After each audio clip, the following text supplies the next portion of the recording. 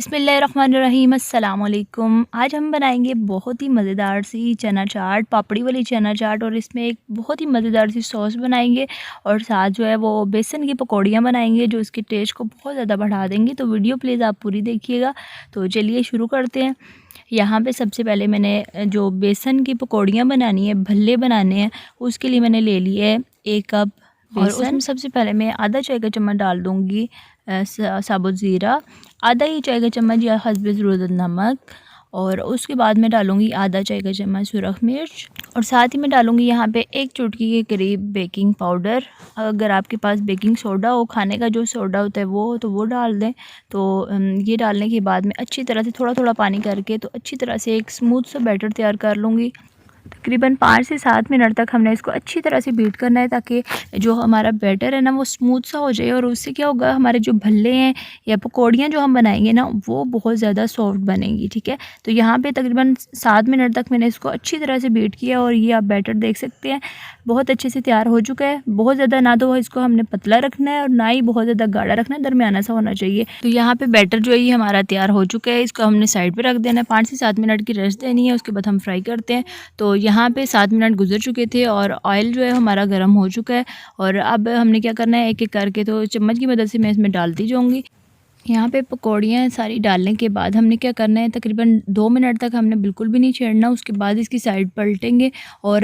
4 سے 5 منٹ تک ہم نے دونوں سائڈوں سے تھوڑا تھوڑا کر کے فرائی کرنا ہے تاکہ دونوں سائڈوں سے اچھا سا کلر آ جائے۔ تو اس کے بعد ہم نے اس کو اتارنا ہے، اور یہاں پہ گولڈن کلر پیارا سا آ چکا ہے، اور میں نے اس کو کیا کیا، پانی میں ڈال دیا تاکہ ہمارے جو بھلے ہیں یہ نرم ہو سکے۔ تقریباً 5 منٹ تک ہم نے پانی میں اس کو رہنے دینا ہے، اور دوسری سائڈ پہ میں یہاں پہ بنا رہی ہوں پاپڑی، جو کہ ہم نے اینڈ پہ استعمال کرنی ہے چاٹ کے لیے۔ اس کے لیے سمپل میں نے آدھا کپ میدا لیا تھا اور اجوائن اور حسب ضرورت نمک ڈال کے اور اس کی ایک ڈو تیار کر لی تھی، اور اس کے بعد اس کو 10 منٹ کے لیے ریسٹ پہ چھوڑ دیا تھا، اور اس کے بعد اس کا پیڑا بنا کے بالکل پتلی لیئر یہاں پہ میں آپ کو دکھا بھی رہی تھی، تو اس طرح کی جو ہے نا وہ پتلی سی روٹی بنا لینی ہے، اور اس کے بعد ہم نے گرم تیل میں ڈال کے تو اس کو دونوں سائڈوں سے نا کیا کرنا ہے، فرائی کر لینا ہے۔ لائٹ براؤن کلر ہوگا تو ہم نے اس کو اتار لینا ہے، اور یہاں پہ آپ دیکھ سکتے ہیں اس طرح کا کلر آنا چاہیے، بہت زیادہ ہم نے ڈارک نہیں کرنا، نہیں تو پھر وہ جل جائے گی۔ تو اسی سٹیج پہ ہم نے اس کو کیا کرنا ہے، اتار دیں گے، اور یہ جب ٹھنڈی ہوگی نا تو یہ بہت زیادہ کرکری سی ہو جائے گی۔ اور اس کے ساتھ ہی یہاں پہ میں دوسری والی جو روٹی تھی نا وہ بھی میں نے ڈال دوں گی، اور آدھا کپ میں نے میدا لیا تھا، اس سے 2 اتنے سائز کی بن گئی تھی روٹیاں، ٹھیک ہے۔ تو اس کو بھی اسی طریقے سے ہم نے فرائی کر لینا ہے، اور لائٹ براؤن کلر جب آ جائے گا نا تو ہم نے اس کو اتار لینا ہے۔ اتارنے کے بعد اب ہم چلتے ہیں مین اسٹیپ کی طرف۔ سب سے پہلے یہاں پہ جو پکوڑیاں میں نے پانی میں ڈال کے رکھی تھی، ان کو ہاتھ میں ہتھیلی میں رکھ کے ہلکے ہاتھ سے دونوں ہاتھوں سے مسلنا ہے تاکہ اس کا پانی نکل جائے، بہت زیادہ زور نہیں لگانا، نہیں تو پھر یہ کیا ہوگا، ٹوٹ جائیں گی۔ تو اب ہم یہاں پہ اس کی مزیدار سی سوس تیار کریں گے جو اس کے ٹیسٹ کو بہت زیادہ بڑھا دے گی۔ تو یہاں پہ تقریباً 1/4 کپ کے قریب میں نے لی ہے املی کا گودا، اور اس میں تقریباً 4 ہری مرچیں لے کے ان کو اچھی طرح سے پیس کے تھوڑا سا پانی ڈال کے تو وہ میں نے اس میں ڈال دی ہے، اور آدھا ہی چائے کا چمچ چاٹ مسالہ میں نے ڈالا ہے، اور یہاں پہ میں ڈال رہی ہوں 2 چائے کے چمچ چینی آپ اس میں لازمی ایڈ کر کے دیکھیے گا، بہت مزے کا کھٹا اور میٹھے کا ٹیسٹ جو ہے نا وہ چاٹ میں آتا ہے۔ تو 2 چمچ چینی ڈال کے اچھی طرح سے ہم نے اس کو مکس کرنا ہے، اور یہاں پہ ہماری مزیدار سی یہ جو سوس ہے یہ تیار ہو چکی ہے، اور اس کو اب ہم رکھتے ہیں سائڈ پہ، اور یہ آپ دیکھ سکتے ہیں بہت ہی مزیدار سی لگ رہی ہے، کھٹی ہے اور میٹھی، بہت مزے کی لگتی ہے۔ تو اس کے بعد ہم نے مین اسٹیپ پہ آنا ہے۔ یہاں پہ ایک باؤل لے لی ہے، اور اس میں ڈال دوں گی 1 کپ کے قریب ابلے ہوئے سفید چنے۔ سمپل میں نے ان کو لے کے تو رات بھر کے لیے بھگو دیا تھا، اور اس کے بعد پریشر کوکر میں صرف نمک اور پانی ڈال کے تو ان کو بوائل کر لیا۔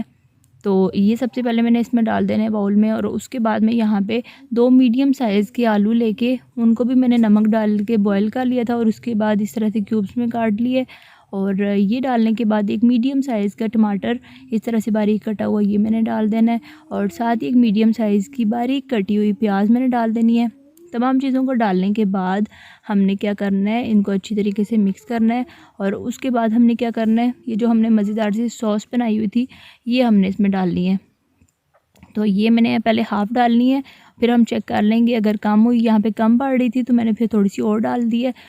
تھوڑی سی یہ جو سوس ہے نا یہ میں نے بچا لی ہے، کیونکہ جب ہم اینڈ پہ گارنش کریں گے نا تو اس کو ہم استعمال کریں گے۔ تو اس کے بعد ایک پیارا سا میں نے باؤل لے لیا ہے جس میں ہم نے سرو کرنا ہے۔ تو سب سے پہلے آلو چھولے میں نے ڈالے ہیں، اس کے بعد یہ جو بھلے ہیں یہ میں نے اس کے اوپر رکھ دیے ہیں، اور اس کے بعد دہی جو ہے یہ میں نے اس کے اوپر ڈالنی ہے۔ دہی میں سمپل میں نے نمک اور چاٹ مسالہ ڈالا تھا، اچھی طرح سے بیٹ کر لیا تھا۔ دہی میں نے اس کے اوپر ڈالنی ہے اچھی طرح سے، تاکہ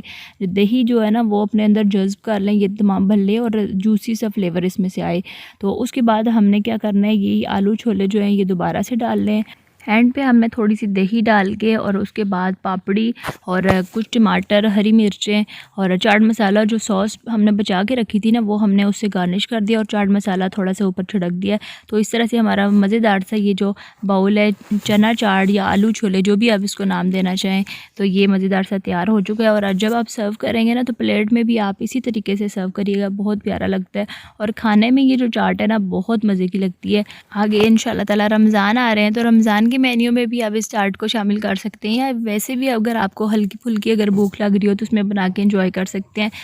تو یہ بہت ہی مزے کی ریسیپی بن کے تیار ہوتی ہے، تو آپ اس کو بنا کے اپنے فیڈ بیک سے آغاز ضرور کریے گا۔ تو امید کرتی ہوں کہ آپ کو یہ ریسیپی پسند آئی ہوگی۔ تو اس کے ساتھ ہی پھر میں آپ سے اجازت چاہتی ہوں، اور جانے سے پہلے ایک چھوٹی سی ریکویسٹ، اگر آپ میرے چینل پر نئے ہیں تو اس کو پلیز سبسکرائب ضرور کریے گا، اور ساتھ لگی جو بیل آئیکن ہے اس کو پریس کر کے تو آل کا جو آپشن ہے نا اس کو پریس کریے گا، تاکہ تمام نوٹیفیکیشن آپ کو ٹائم ٹو ٹائم ملتی رہیں، اور ویڈیو کو لائک اور شیئر ضرور کر لیجیے گا۔ تو اس کے ساتھ ہی میں اجازت چاہتی ہوں، اللہ حافظ۔